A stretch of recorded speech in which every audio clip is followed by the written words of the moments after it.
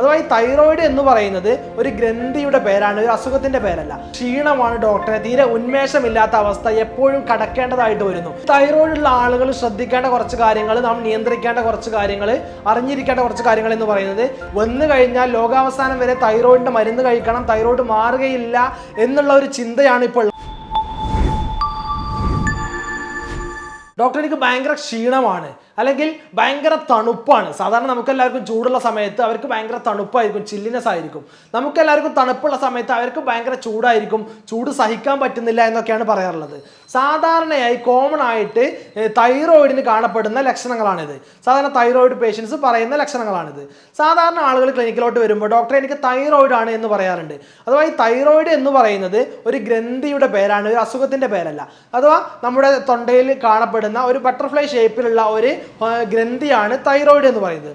ഈ തൈറോയിഡിന് ഒരുപാട് ഫങ്ഷൻസ് നമ്മുടെ ശരീരത്തിലുണ്ട്. നമ്മുടെ ഗ്രോത്ത് ആൻഡ് ഡെവലപ്മെന്റ്, നമ്മുടെ ശരീര വളർച്ച, അതുപോലെ തന്നെ ഒരുപാട് മെറ്റബോളിസങ്ങളൊക്കെ നിയന്ത്രിക്കുന്നത് ഈ തൈറോയിഡ് ഗ്രന്ഥിയാണ്. ഈ തൈറോയിഡ് ഗ്രന്ഥിയുടെ ഹോർമോണുകളിൽ ഉണ്ടാകുന്ന ഏറ്റക്കുറച്ചിലുകളാണ് അതിന് ഏത് അസുഖമാണ് എന്ന് നമുക്ക് മനസ്സിലാക്കാൻ കഴിയുന്നത്. തൈറോയിഡ് ഹോർമോണുകൾ കൂടുമ്പോൾ ഹൈപ്പർ തൈറോയിഡിസം ആവുന്നു, തൈറോയിഡ് ഹോർമോണുകൾ കുറയുമ്പോൾ ഹൈപ്പോ തൈറോയിഡിസമായി മാറുന്നു. അതുപോലെ തന്നെ ഹൈപ്പർ തൈറോയിഡിസവും ഹൈപ്പോ തൈറോയിഡിസവും അല്ലാതെ മറ്റൊരു വിഭാഗമാണ് ഗോയിറ്റർ എന്ന് പറയുന്നത്. നമ്മുടെ തൈറോയിഡ് ഗ്രന്ഥി ഉണ്ടാകുന്ന വീക്കം, തൈറോയിഡ് ഗ്രന്ഥി വീങ്ങി വലുതായിട്ടുണ്ടാകുന്ന ഒരു അവസ്ഥയാണ് ഗോയിറ്റർ എന്ന് പറയുന്നത്. മറ്റൊന്ന് വളരെ റയറായിട്ട്, തീരെ കാണപ്പെടാത്ത, വളരെ റയറായിട്ട് മാത്രം കാണുന്ന ഒരു അസുഖമാണ് തൈറോയിഡ് ക്യാൻസർ എന്ന് പറയുന്ന നാലാമത്തെ ഗണം എന്ന് പറയുന്നത്. ഇനി പ്രധാനമായിട്ട് ഈ തൈറോയിഡിന്റെ ഈ ടൈപ്സുകൾ, തൈറോയിഡിൽ ഉണ്ടാകുന്ന ലക്ഷണങ്ങൾ എന്ന് പറയുന്നത് ഏറ്റവും പ്രധാനമായിട്ട് നേരത്തെ പറഞ്ഞ പോലെ ക്ഷീണം, അതുപോലെ തടി ഉണ്ടാവുക, അങ്ങനെ ചൂടും തണുപ്പും സഹിക്കാൻ പറ്റാത്ത ഒരു അവസ്ഥ, ഇതൊക്കെയാണ് സാധാരണഗതിയിൽ ഉണ്ടാകുന്ന ലക്ഷണങ്ങൾ എന്ന് പറയുന്നത്. ഇനി ഒബിസിറ്റി ഉള്ള ആളുകൾക്ക് ഒരുപാട് ആളുകൾ ചോദിക്കാറുണ്ട്, എന്താണ് ഈ ഹൈപ്പോ തൈറോയിഡിസ് ഉള്ള ആളുകളിൽ തടി കൂടുതലായി കാണുന്നു, ഹൈപ്പർ തൈറോയിഡിസ് ഉള്ള ആളുകളിൽ തടി കുറഞ്ഞതായിട്ട് കാണപ്പെടുന്നു എന്നുള്ളത്. സാധാരണയായിട്ട് തൈറോയിഡിന്റെ ഹോർമോണ് കുറയുന്ന അവസ്ഥയാണല്ലോ ഹൈപ്പോ തൈറോയിഡിസം. തൈറോയിഡിന്റെ ഹോർമോണ് കുറയുന്ന സാഹചര്യത്തിൽ BMR എന്ന് പറയും, നമ്മുടെ ബേസൽ മെറ്റബോളിക് റേറ്റ് എന്ന് പറയുന്ന ഈ ഒരു മെറ്റബോളിസത്തിന്റെ അളവും കുറയുന്നു. കാരണം ഈ BMR, ബേസൽ മെറ്റബോളിക് റേറ്റ് നിയന്ത്രിക്കുന്നത് തൈറോയിഡ് ഹോർമോണാണ്. അപ്പോൾ തൈറോയിഡ് ഹോർമോൺ കുറയുമ്പോൾ സ്വാഭാവികമായിട്ടും BMR കുറഞ്ഞു വരുന്നു. BMR കുറഞ്ഞാൽ നാം കഴിക്കുന്ന ആഹാരങ്ങളെ എനർജി ലെവലിലോട്ട് മാറ്റുന്നത് ഈ BMR വഴി എന്ന മെക്കാനിസത്തിലൂടെ. അപ്പോൾ എനർജി ലെവലിലോട്ട് മാറ്റപ്പെടുന്നില്ല. കഴിക്കുന്ന ആഹാരം എനർജി ലെവലിലോട്ട് മാറ്റാതെ മുഴുവനായിട്ട് നമ്മുടെ ശരീരത്തിൽ അടിഞ്ഞുകൂടുന്നു, ഫാറ്റായിട്ട് ഡെപ്പോസിറ്റ് കൂടുന്നു, അങ്ങനെ തടി കൂടുന്നു. അതാണ് ഹൈപ്പോ തൈറോയിഡിസത്തിൽ തടി കൂടുന്നത്. അതിന്റെ നേരെ ഓപ്പോസിറ്റ് ആയിരിക്കും ഹൈപ്പർ തൈറോയിഡിസത്തിൽ കാണപ്പെടുന്നത്. അഥവാ ഹൈപ്പർ തൈറോയിഡിസത്തിൽ തൈറോയിഡിന്റെ ഹോർമോണിന്റെ അളവ് കൂടുന്നു, അപ്പോൾ BMR ബേസൽ മെറ്റബോളിക് റേറ്റ് അളവ് കൂടുന്നു. അതുകൊണ്ട് നാം കഴിക്കുന്ന എല്ലാ ആഹാരവും, നമ്മൾ എന്തൊക്കെ ആഹാരം കഴിക്കുന്നു അത് മുഴുവൻ എനർജിയിലോട്ട് മാറ്റപ്പെടുന്നു. നമുക്ക് ആവശ്യമുണ്ടെങ്കിലും ഇല്ലെങ്കിലും മുഴുവനായിട്ട് എനർജിയിലോട്ട് മാറ്റപ്പെടുന്നു. നമ്മുടെ ശരീരത്തെ പുഷ്ടിപ്പെടുത്താൻ, തടി കൂടാൻ, അടിഞ്ഞുകൂടാൻ വേണ്ടി ഒരു ഭക്ഷണവും ബാക്കി നിൽക്കുന്നില്ല. അതുകൊണ്ട് നാം ശോഷിച്ച് പോകുന്നു. ഇതാണ് തടിയുടെ കാര്യത്തിൽ അവിടെ സംഭവിക്കുന്നത്. രണ്ടാമത്തെ പ്രധാനമായിട്ടുള്ള ലക്ഷണമാണ് ക്ഷീണമാണ് ഡോക്ടറെ, തീരെ ഉന്മേഷമില്ലാത്ത അവസ്ഥ എപ്പോഴും കടക്കേണ്ടതായിട്ട് വരുന്നു. ഇതും നേരത്തെ പറഞ്ഞ പൊണ്ണത്തടിക്ക്, ഒബിസിറ്റിക്ക് ഉണ്ടാകുന്ന കാരണം തന്നെയാണ് BMR, ഞാൻ നേരത്തെ പറഞ്ഞു ബേസൽ മെറ്റബോളിക് റേറ്റ്. കാരണം ഹൈപ്പോ തൈറോയിഡിസത്തിൽ തൈറോയിഡ് ഹോർമോൺ കുറയുന്നു, അതുകൊണ്ട് BMR ബേസൽ മെറ്റബോളിക് റേറ്റ് കുറയുന്നു. അതുകൊണ്ട് നാം കഴിക്കുന്ന ആഹാരങ്ങളെ മുഴുവനായിട്ട് എനർജിയിലോട്ട് കൺവേർട്ട് ചെയ്യപ്പെടുന്നില്ല. എനർജിയിലോട്ട് കൺവേർട്ട് ചെയ്യപ്പെടാതിരിക്കുമ്പോൾ നമുക്ക് എനർജി ഉണ്ടാവുകയില്ല. സ്വാഭാവികമായിട്ട് എനർജി ഇല്ലാത്ത ഒരാൾ എപ്പോഴും ഉന്മേഷമില്ലാതെ ഒരു ക്ഷീണിതനായിക്കൊണ്ടായിരിക്കും എപ്പോഴും കാണപ്പെടുക. അതാണ് എപ്പോഴും ക്ഷീണിതനായിട്ട് ഒരു ഹൈപ്പോ തൈറോയിഡിസം ഉള്ള ആളുകൾ കാണപ്പെടുന്നത്.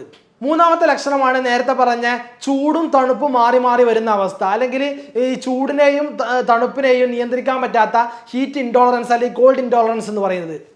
ഹൈപ്പോ തൈറോയിഡിസം ഉള്ള ആളുകളിൽ നേരത്തെ പറഞ്ഞ പോലെ തന്നെ BMR അവരിൽ കുറയുന്നു. അതുകൊണ്ട് അവരിൽ മെറ്റബോളിസങ്ങളൊക്കെ കുറവായിരിക്കും. എല്ലാ ശാരീരിക പ്രവർത്തനങ്ങൾ, ഉള്ളിൽ നടക്കുന്ന പ്രവർത്തനങ്ങളുടെയൊക്കെ അളവ് കുറയുന്നു. കാരണം BMR കുറവാണ്, എനർജി കുറവാണ്, എല്ലാ പ്രവർത്തനങ്ങളും കുറവാണ്.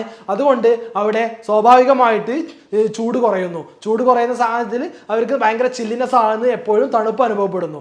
നേരെ ഓപ്പോസിറ്റ് ആണ് ഹൈപ്പർ തൈറോയിഡിസത്തിൽ. ഹൈപ്പർ തൈറോയിഡിസത്തിൽ തൈറോയിഡ് ഹോർമോൺ കൂടുന്നു, BMR കൂടുന്നു, എല്ലാ പ്രവർത്തനങ്ങളും മെറ്റബോളിസങ്ങളും മെക്കാനിസങ്ങളും കൂടുന്നു. അതുകൊണ്ട് കൂടുതൽ പ്രവർത്തനങ്ങൾ നടക്കുന്നതിനാൽ ചൂട് കൂടുന്നു. അവർക്ക് എപ്പോഴും ചൂടായിരിക്കും, ചൂട് തീരെ താങ്ങാൻ പറ്റാത്ത അവസ്ഥയായിരിക്കും അവർക്ക് ഉണ്ടാവുക. ഇതാണ് സാധാരണയായി നമുക്ക് കണ്ടുവരുന്ന മറ്റൊരു ലക്ഷണം എന്ന് പറയുന്നത്. അടുത്ത ലക്ഷണം എന്ന് പറയുന്നത് ഹെയർ ഫാൾ ആണ്, മുടി കൊഴിച്ചിൽ. മുടി കൊഴിച്ചിലിനായിട്ട് ഒരുപാട് രോഗികൾ ക്ലിനിക്കിലോട്ട് വരാറുണ്ട്. മുടി കൊഴിച്ചിലിനാവുമ്പോൾ നമ്മൾ സാധാരണ മുടി കൊഴിച്ചിലുള്ള മരുന്ന് മാത്രം കൊടുത്തിട്ട് അല്ലെങ്കിൽ തേക്കാനുള്ള എണ്ണ മാത്രം കൊടുത്തുകൊണ്ട് പ്രത്യേകിച്ച് കാര്യം ഉണ്ടാവില്ല. കാരണം ആ മുടി കൊഴിച്ചിലിൻ്റെ അടിയിലുള്ള കാരണം എന്താണെന്ന് നാം കണ്ടെത്തിയിട്ടില്ലെങ്കിൽ അത് മാറാനും പോകുന്നില്ല. അതുകൊണ്ട് മുടി കൊഴിച്ചിൽ വരികയാണെങ്കിൽ സാധാരണ ഡോക്ടർമാർ നിർദ്ദേശിക്കാനുള്ള ടെസ്റ്റാണ് നിങ്ങൾ തൈറോയ്ഡ് ഉണ്ടോ എന്ന് നോക്കി. കാരണം തൈറോയിഡിൻ്റെ ഒരു പ്രധാനപ്പെട്ട ഒരു ലക്ഷണമാണ് മുടി കൊഴിച്ചിൽ എന്ന് പറയുന്നത്. അപ്പോൾ തൈറോയ്ഡ് ഉണ്ടാവും ടെസ്റ്റ് ചെയ്യുമ്പോൾ. അപ്പോൾ ആദ്യം ആ തൈറോയിഡിനെ നമ്മൾ ചികിത്സിക്കേണ്ടി വരും. എന്നാൽ മാത്രമേ ആ മുടി കൊഴിച്ചിൽ നമുക്ക് പരിഹരിക്കാൻ കഴിയുള്ളൂ. അതുപോലെ തന്നെ മറ്റു ലക്ഷണങ്ങളാണ് നമ്മുടെ കൈക്കാൽ തരിപ്പ്, വേദന ഉണ്ടാവുക, സ്കിൻ എപ്പോഴും ഡ്രൈ ആവുക, സ്കിന്നിൽ ചൊറിച്ചിലുകളൊക്കെ ഉണ്ടാവുക, ആങ്സൈറ്റി ഉണ്ടാവുക, മൂഡ് സ്വിങ്സ്. സ്ത്രീകളിലൊക്കെ പ്രത്യേകിച്ച് പ്രഗ്നൻസി സമയത്തൊക്കെ തൈറോയ്ഡ് ഉണ്ടാവുന്നു, അവർക്ക് മൂഡ് സ്വിങ്സ്, മാനസിക സമ്മർദ്ദങ്ങൾ, പ്രയാസങ്ങളൊക്കെ ഉണ്ടാവുന്നു. ഇതൊക്കെയാണ് അതുപോലെ തന്നെ കോൺസ്റ്റിപ്പേഷൻ, വയറ്റിൽ നിന്ന് കൃത്യമായിട്ട് പോവാതിരിക്കുക, ഒന്നിടവിട്ട് പോകുക, അല്ലെങ്കിൽ 2-3 ദിവസം വയറ്റിൽ നിന്ന് കൃത്യമായിട്ട് ക്ലിയർ ആയിട്ട് പോകുന്നില്ല ഡോക്ടർ എന്ന് പറയുക. ഇതൊക്കെയാണ് സാധാരണഗതിയിൽ കാണപ്പെടുന്ന തൈറോയിഡിൻ്റെ ലക്ഷണങ്ങൾ, തൈറോയ്ഡ് സംബന്ധമായിട്ടുള്ള അസുഖങ്ങളുടെ ലക്ഷണങ്ങൾ എന്ന് പറയുന്നത്. ഇനി തൈറോയിഡിന്റെ ടെസ്റ്റ് എങ്ങനെയാണ്, തൈറോയ്ഡ് ഉണ്ടോ ഇല്ലേ, എന്ത് തൈറോയ്ഡ് ആണ് എന്ന് മനസ്സിലാക്കുന്നതിന് വേണ്ടിയിട്ട് അതിലെ ടെസ്റ്റുകൾ എന്ന് പറയുന്നത് കോമൺ ആയിട്ട് നാം ചെയ്യാറുള്ള ബ്ലഡ് ടെസ്റ്റ് ആണ് TFT, തൈറോയ്ഡ് ഫംഗ്ഷൻ ടെസ്റ്റ് എന്ന് പറയുന്ന ടെസ്റ്റ്. അതിൽ T3, T4, TSH ഒക്കെ പെടും. T3, T4 thyroid ഹോർമോണുകളാണ്. അത് കൂടിയാൽ ഹൈപ്പർ തൈറോയിഡിസം, കുറഞ്ഞാൽ ഹൈപ്പോ തൈറോയിഡിസം. TSH ആണെങ്കിൽ TSH കൂടിയാൽ ഹൈപ്പോ തൈറോയിഡിസവും TSH കുറഞ്ഞാൽ ഹൈപ്പർ തൈറോയിഡിസവുമാണ്. ഇനി ചില ആളുകൾക്ക് ഈ തൈറോയിഡിന്റെ ഈ ഹോർമോണുകളൊക്കെ നോർമൽ ആയിരിക്കും, എന്നാലും അവർക്ക് ഇത്തരം ലക്ഷണങ്ങളൊക്കെ ഉണ്ട് എങ്കിൽ നമ്മൾ അടുത്തൊരു ടെസ്റ്റ് ആയിട്ടുള്ള തൈറോയിഡ് ആന്റിബോഡി ടെസ്റ്റ് ചെയ്യേണ്ടതുണ്ട്. ഈ തൈറോയിഡ് ആന്റിബോഡി ടെസ്റ്റുകളും കൂടെ ചെയ്താൽ ചില ആളുകൾക്ക് അത്തരത്തിലുള്ള പ്രയാസങ്ങൾ ഉണ്ടെന്നുണ്ടെങ്കിൽ നമുക്ക് അതിൽ നിന്ന് മനസ്സിലാക്കാം ഇത് ഈ തൈറോയിഡിന്റെ പ്രശ്നം കൊണ്ട് തന്നെയാണ് എന്ന് അപ്പോൾ മനസ്സിലാക്കാം.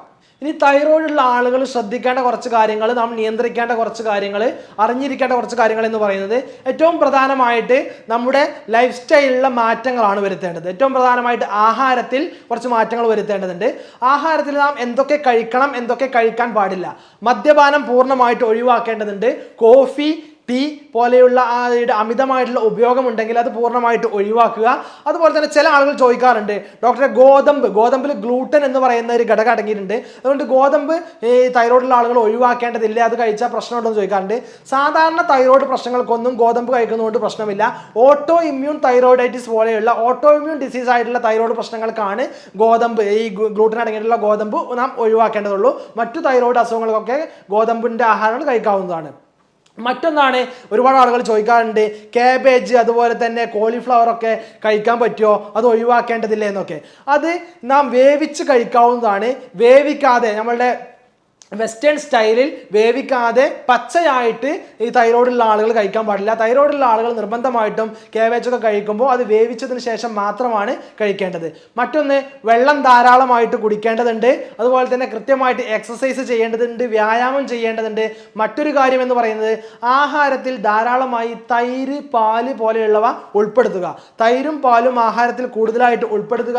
അതുപോലെ തന്നെ omega-3 ഫാറ്റി ആസിഡ് അടങ്ങിയിട്ടുള്ള ചെറിയ മത്സ്യങ്ങൾ, അതുപോലെ തന്നെ സെലീനിയം കണ്ടന്റ് അടങ്ങിയിട്ടുള്ള ഷെൽഫിഷ് പോലെയുള്ള മത്സ്യങ്ങളൊക്കെ ഭക്ഷണത്തിൽ ധാരാളമായിട്ട് ഉപയോഗിക്കുന്നത് നമ്മുടെ തൈറോയിഡിനെ ഒന്ന് കുറച്ച് കൊണ്ടുവരാൻ, തൈറോയിഡ് പ്രോബ്ലംസിനെ കുറക്കാൻ നമുക്ക് സഹായിക്കുന്നതാണ്. ഇത്തരത്തിലുള്ള തൈറോയിഡിന്റെ ശ്രദ്ധിക്കാൻ പറഞ്ഞിട്ടുള്ള ഒരുപാട് കാര്യങ്ങൾ, വ്യായാമം, ആഹാരത്തിൽ ഒഴിവാക്കേണ്ട കാര്യങ്ങൾ, ആഹാരത്തിൽ ഉപയോഗിക്കേണ്ട കാര്യങ്ങൾ, വ്യായാമം ചെയ്യേണ്ടത്, വെള്ളം കുടിക്കേണ്ടത്, ഈ ശ്രദ്ധിക്കേണ്ട കാര്യങ്ങളൊക്കെ ശ്രദ്ധിക്കുക.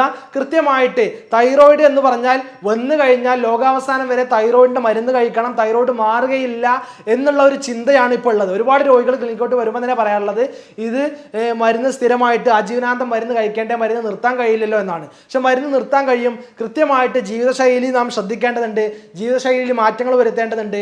കഴിക്കാൻ പാടില്ലാത്ത ആഹാരങ്ങൾ ഒഴിവാക്കുക, കൃത്യമായിട്ട് ചികിത്സ എടുക്കുക.